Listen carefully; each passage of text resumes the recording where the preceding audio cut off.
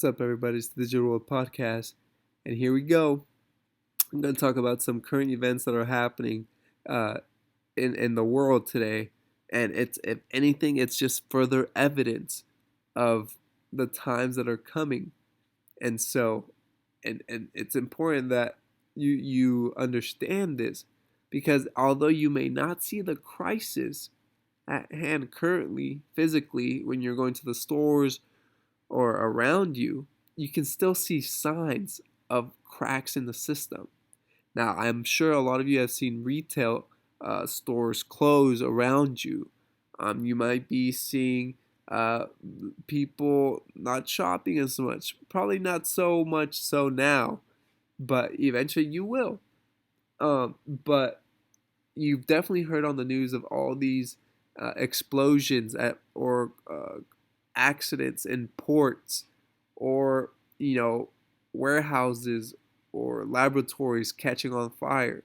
You've heard of power outages because of various reasons. Now these are all signs of, especially of the supply chain that is breaking down. And when that supply chain, and also cyber attacks that breaks down the supply chain. And these are all little incidents that are happening that are accumulating to create a huge problem. And you're going to see an issue with the supply chain sooner or later. People don't realize it now, but it will be coming. Anyways, that's a long introduction. Let's get into it. This is Visa, and XRP Chiz posted this that said Visa said its customers spent more than $1 billion on its crypto-linked cards in the first half of this year as the payments processor takes steps to make crypto transactions smoother. Let's watch the video. In another sign of cryptocurrency's broadening adoption, Visa said on Wednesday that its customers spent more than $1 billion on its crypto-linked cards in the first half of this year. The credit card company also said it's partnering with 50 cryptocurrency platforms to make it easier for customers to convert and spend digital currencies at millions of merchants worldwide. The move comes 4 months after it said it would allow customers to use the cryptocurrency USD coin to settle transactions. But investors have somewhat soured on digital currencies, with the price of Bitcoin plunging from over $63,000 in mid-April to under $35,000 today. Nevertheless, more big companies are jumping in. Last week, SoftBank invested $200 million in a major Latin American cryptocurrency exchange, and in May, Goldman Sachs launched a crypto trading team. There you have it. So we see that these digital currencies are starting to gain traction for uh, on what Visa said, that they spent more than $1 billion on its crypto-linked cards in the first half of this year alone. So it's gaining traction. Although right now the market is not where people would like it to be.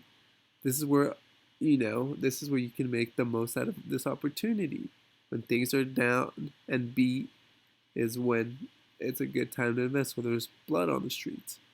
Moving on, we see here, listen to this. This is interesting. That's a good question.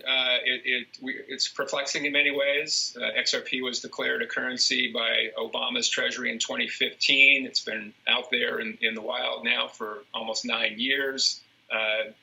Hundreds of billions of dollars have traded. So it has utility. So we think that was a perplexing move that happened literally on the last days of the Trump administration in the SEC, for example. But we're hopeful that we can get that clarity in the U.S., and then that will allow the U.S. to be rightfully the number one when it comes to fintech crypto, just like it is with every other part of the internet. There you have it. Okay, and you see the market cap of these. Oh no, this was a little bit back, but yeah, I mean this is here to stay. Like Brian Brooks said, it's a $2 trillion market cap market. This was back when it was at 2 trillion, and he said that is just evidence that it's here to stay. It's not going to go away. Okay, now to see events that are happening around the world. This is what happened in Dubai, at Jebel Ali Airport. You see that explosion? Now this is what happened at the actual site. if you guys have an idea. Play from the beginning.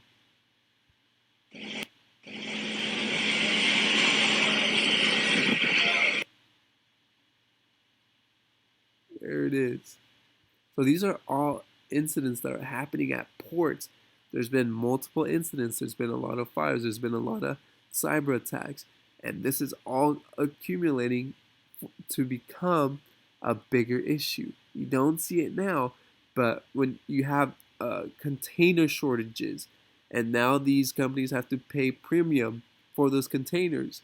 But what happens when you don't even have a port to ship it out of because there's been an explosion? Or what happens when uh, there's not enough ships to send it out? It's just a big problem that's being created.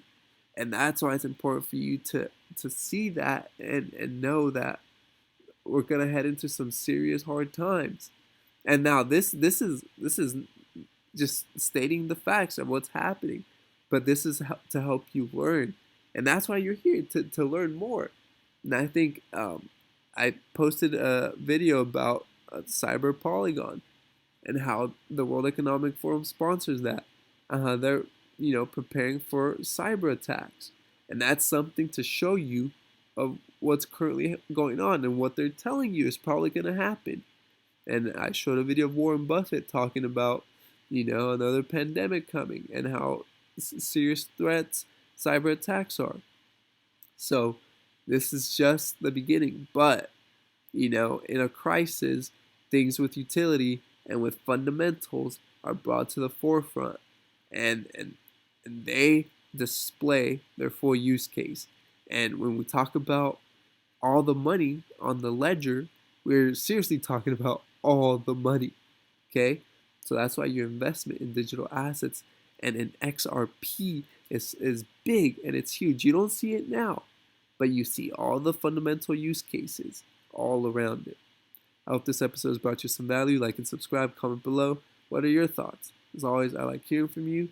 This is the Digital World Podcast, and I'll see you in the next episode.